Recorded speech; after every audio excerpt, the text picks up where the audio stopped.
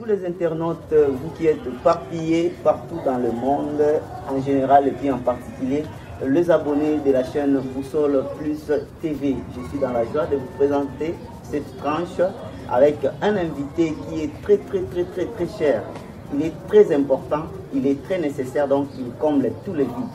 Alors, devant le micro, c'est bien moi, votre humble serviteur Diamant Vert, et dites merci comme ça à Glodingindi qui est derrière la caméra. Alors, très chers abonnés, comme vous le savez très bien,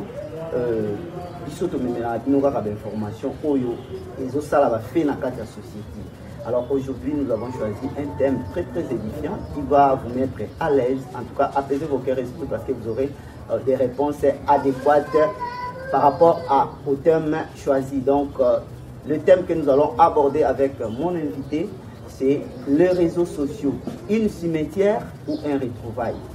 Je suis avec mon invité ici qui est à ma droite. Lui, c'est un analyste. À présenter, à se présenter. Mais déjà, je m'en vais saluer l'invité qui est à mes côtés. Bonjour.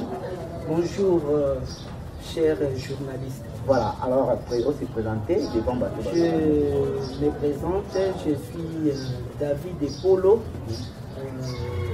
socialiste de formation, et le thème en question m'est vraiment à bon gré, puisque c'est ce que nous allons aborder avec chers journalistes. Voilà, merci beaucoup pour cette présentation. Donc, le thème c'est le réseau social, une cimetière ou un retrouvaille.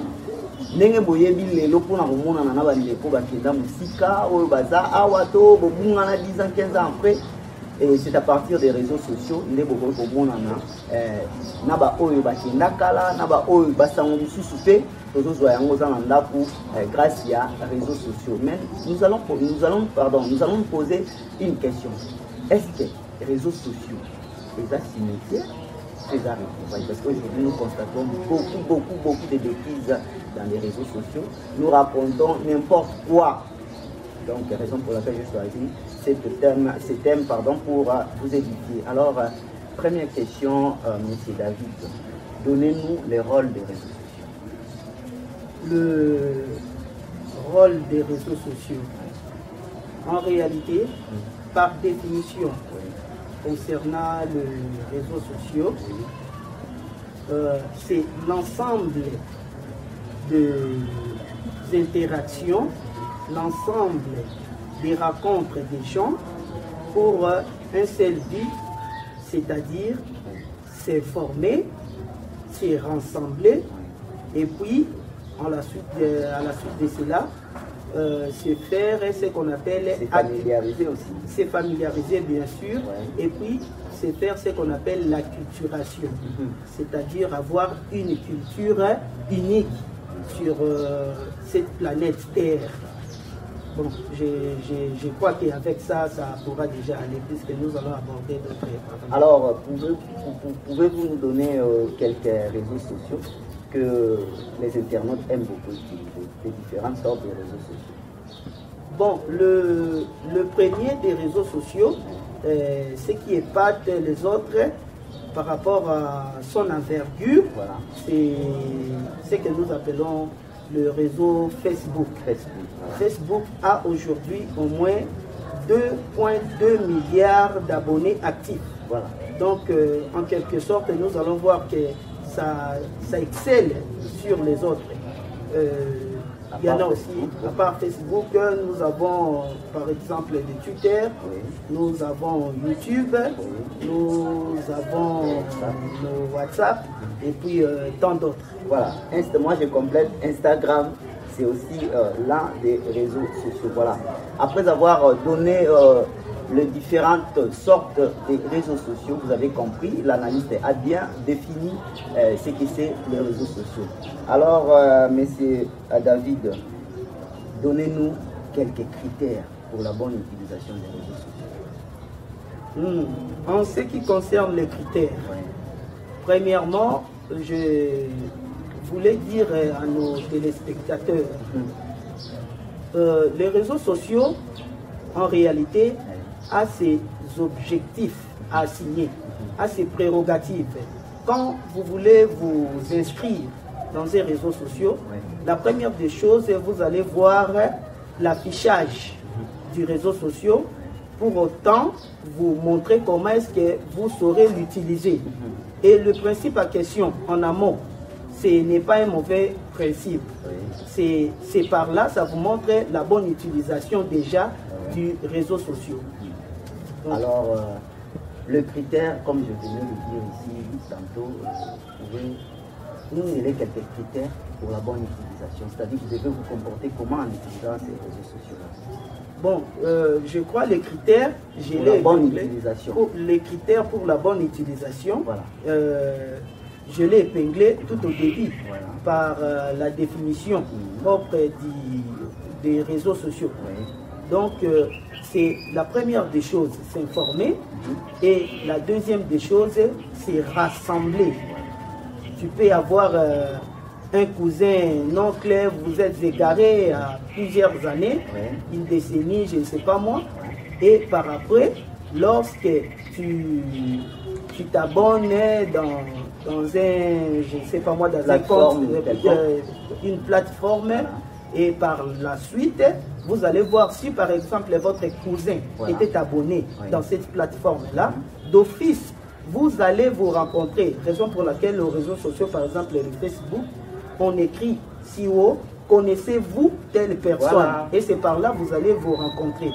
Donc moi je crois que ce qui peut rassembler, et ensuite j'avais parlé de l'acculturation, c'est-à-dire c'est conformiser dans une culture unique.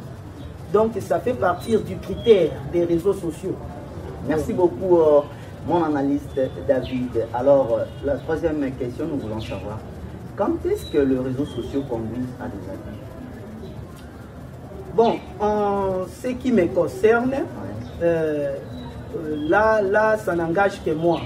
Les réseaux sociaux, au préalable, n'a pas une tendance de causer les abus auprès des utilisateurs.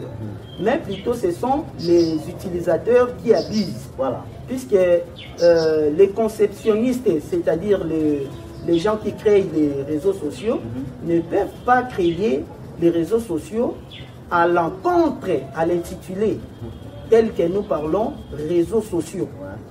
C'est pour rassembler réseau, plusieurs gens, c'est-à-dire en interaction. Voilà. Et puis, sociaux, ça rassemble les gens. Comment est-ce que vous pouvez créer une plateforme qui ne va pas à l'objectif préparé par les conceptionnistes? Par là, moi, je trouve que c'est un peu ambigu. Voilà, donc si nous constatons des abus aujourd'hui, la faute ne revient pas aux réseaux sociaux. C'est que la faute revient aux utilisateurs. Donc, c'est ce qui prouve que les utilisateurs des réseaux sociaux utilisent mal. Oui, oui, pas tout, hein, pas tout. Non, dans chaque chose, il y a toujours l'exception. Ouais, la majorité, parce que toi, tu es connecté en tout le temps, tu vois ce qui se passe dans les réseaux sociaux. Il y a même des trucs qui se passent que les enfants ne peuvent pas voir. Les gens font de n'importe quoi, ils font... Bon, voilà, c'est bizarre. Ah, normalement, c'est les gens qui n'ont pas la bonne moralité, même en cours de route physiquement. Si, comme on parle de virtualité, de l'autre côté, nous allons parler aussi d'analogie, c'est-à-dire des faits palpables, des faits qui ne sont pas numérisés. En cours de route, il y a plusieurs gens. Nous pouvons aussi rencontrer des gens qui ne sont pas dans cette mauvaise tendance-là. Mais il y a d'autres gens, nous rencontrons en cours de route, qui insultent en plein air, qui portent des injures publiques, qui n'est pas vraiment à la commodité de la société. Raison pour laquelle, aux réseaux sociaux, c'est aussi idem. Vous voyez d'autres gens qui a été déjà dès sa naissance voué à une mauvaise moralité. Et c'est une mauvaise conduite, telle que vous venez de dire. Et c'est à ces moments aux réseaux sociaux, il se permet de faire n'importe quoi. Et il va aller toujours à la contre de l'objectif des conceptions. Et puis quand ces gens-là se permettent de faire n'importe quoi, je ne sais pas si dans leur tête, ils savent que les réseaux sociaux, c'est vraiment l'univers, c'est le monde qui vous voit. Mais vous permettez de faire de n'importe quoi pour que le monde vous voit. Donc c'est que malheureusement, en tout cas, moi, des fois c'est pitié. Les gens, donc, vous pouvez aussi trouver à côté d'une personne, à moitié nu, il est là, il se présente surtout dans les profils. Il y a des autres profils insupportables. Et moi, je crois que s'il faut vous paraphraser, je sais qu'aussi en cours de route, il y a ce qu'on appelle des femmes libres. Voilà. Ils sont toujours à moitié nus. Et si, par exemple, elle se connecte, une telle personne se connecte, qu'est-ce qu'elle fera? C'est-à-dire qu'elle restera toujours nue, puisque c'est ça sa tendance depuis sa vie normale. Donc, nous avons parallèlement deux sortes de gens différentes.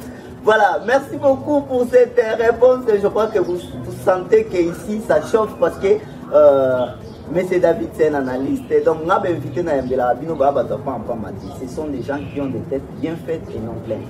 Merci pour cette réaction, M. David. Maintenant, la quatrième question, c'est là où ça va barder.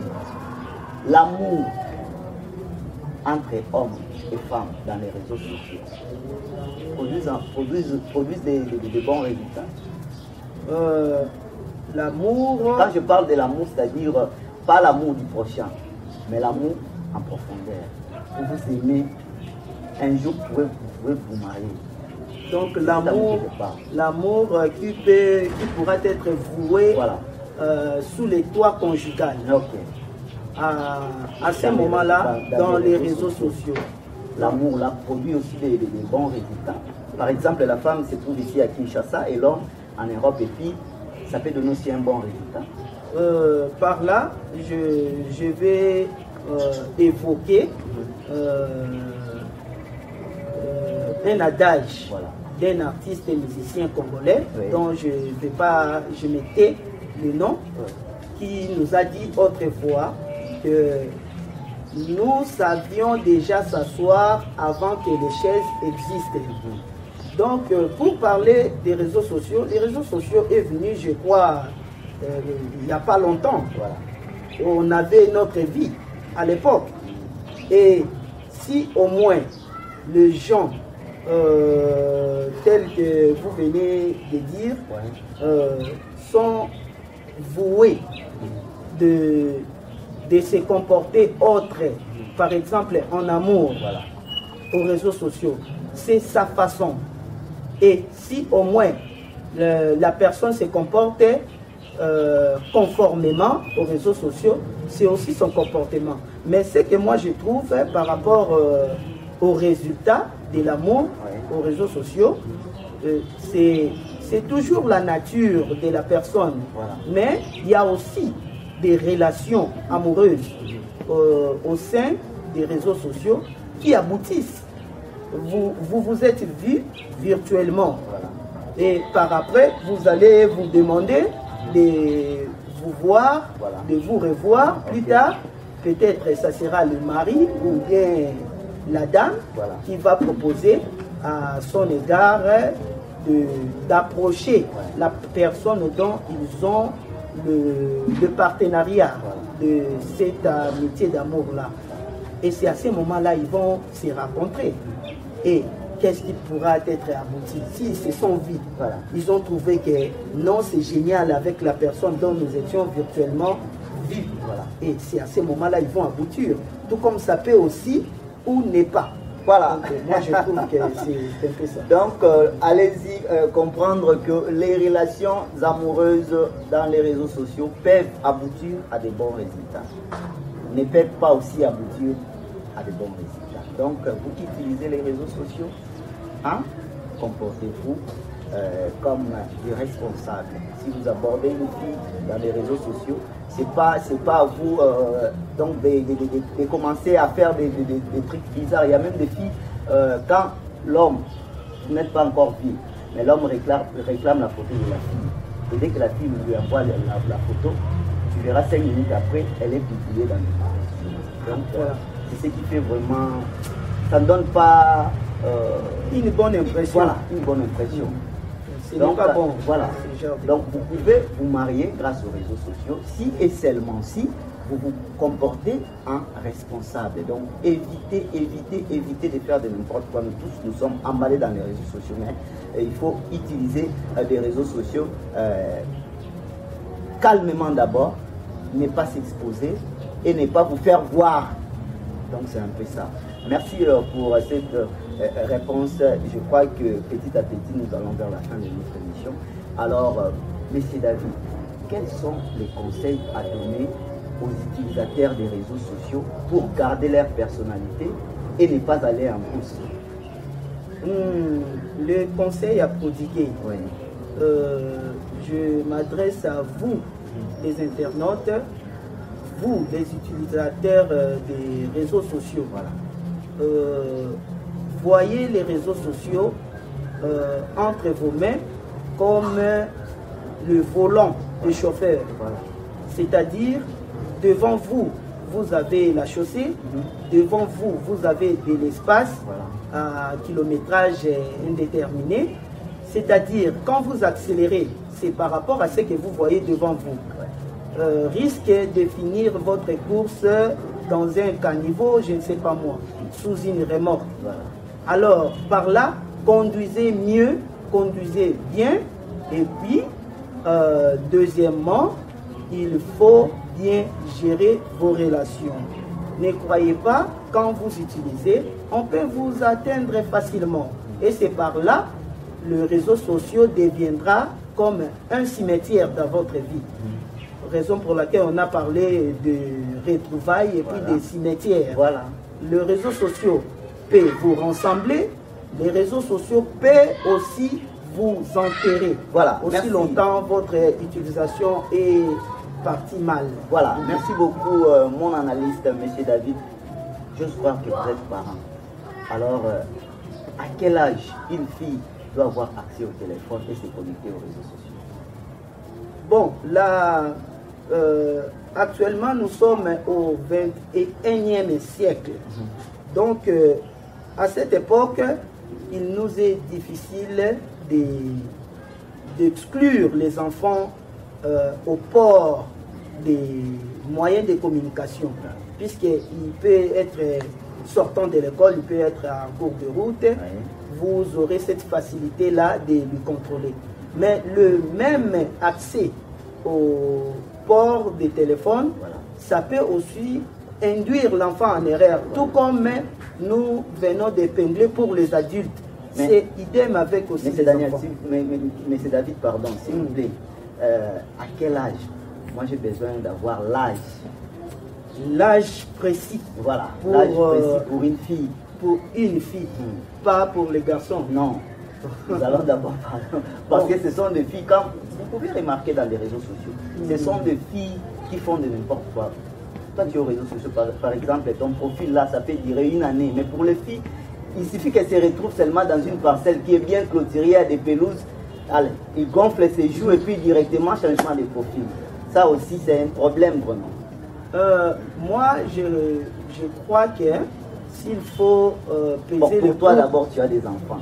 À quel âge ta fille peut avoir accès au téléphone? S'il faut peser le pour et le contre par rapport au port des téléphones pour une fille, moi, je trouve la première des choses, il faut attendre d'abord faire passer les études primaires. Voilà. Et lorsqu'elle sera aux humanités, elle doit avoir un téléphone. Voilà. Mais montrer à l'enfant, montrer à la fille Voilà. le retombé du téléphone, les conséquences néfastes et les avantages. Il faut la leur montrer comme il se doit. Et c'est par là, elle-même, elle saura comment aller au bon port. Donc, être sur rail, éviter de quoi que ce soit. Donc, ça pourrait être bien. Mais l'exclure au téléphone, moi, je trouve que ce n'est pas vraiment du tout important pour moi. Là, ça n'engage pas. Donc, pour toi, quand ta fille finit les études primaires et qu'elle est aux humanités, elle doit déjà avoir son petit téléphone et se connecter, mais suivant les règles que le parent lui donne. Peut-être expliquons ça. Normalement. Voilà, merci pour cette réaction, mon frère David. Alors, par rapport à tout ce que nous venons de dire, quel serait ton mot de la fin? Le mot de la fin est que, tel que je viens de dire tout à l'heure, le mot de la fin et toujours, nous sommes condamnés. Nous sommes condamnés à l'Internet, nous sommes condamnés aux réseaux sociaux, tels que nous étions condamnés auparavant aux véhicules et tant d'autres machines. Voilà. Donc, quitte à nous de nous accommoder, avoir une bonne position avec les réseaux sociaux dont nous sommes condamnés et de l'utiliser autrement que ceux qui sont en train d'en abuser. Voilà, merci beaucoup, je crois. C'était une belle intervention de la part de M. David, qui est un analyste en même temps parent et en même temps internaute. Donc, je crois que vous avez eu quand même c'est que les règles, je dirais les règles et le principe pour la bonne marche des réseaux sociaux. On ne refuse pas les réseaux sociaux, mais utiliser ça, je peux dire avec modération. Donc consommons réseaux sociaux avec modération. Alors, nous sommes déjà à la fin de notre émission, mais on ne peut jamais quitter ces chaînes sans pour autant dire bonjour à tous ceux qui sont chers à nous. Quant à moi, déjà, j'ai dit bon dimanche comme ça à mon frère Bogos. Hein? Bogos. En tout cas, là où tu es, bon dimanche à toi et pourquoi pas à Papa Poucouta depuis la France, je vous salue. Maman Sylvie, je ne t'oublie pas. Bonnet en Villa, Ousmane Anelka, Chantal Mansanga. Donc vous êtes déjà à l'extérieur du pays, mais je ne sais pas, Papa David, vous avez quelques salutations? De ma part, je salue le grand frère aîné aux États-Unis et par après je salue toute sa famille et puis ma mère qui est ici à Kinshasa et ma petite sœur Kadé dont nous sommes et je salue ma mère Frida, voilà. Elle est là quelque part. C'est ce que j'attendais. Je salue tous les enfants émérites, voilà. Prince, érudits, et je crois que c'était ça. Voilà, M. David, j'ai applaudi avec raison. Beaucoup des invités, quand ils passent des émissions, ils n'aiment pas dire coucou à leur femme. Je trouve que tu es sérieux. Donc, quand vous saluez déjà la maman, ça prouve que vous le mettez dans un vrai amour. Merci, moi aussi je complète. Bon dimanche à Maman Frida. Maman Frida. Voilà, Maman Frida, la mère de nos enfants. On a dit qu'après l'émission, on le voit à ma casse. Ça n'est fini pour aujourd'hui, car dit-on les bonnes choses de dire jamais. Si vous avez aimé, dites grand merci. Ablodingimbi qui était derrière la caméra et l'intervenant était Monsieur David Epolo qui est un analyste. Au micro, c'était moi, votre humble serviteur encore de tous les temps, de tous les jours, Diamant Vert. Je vous dis au revoir et on se retrouve à la prochaine. Ciao.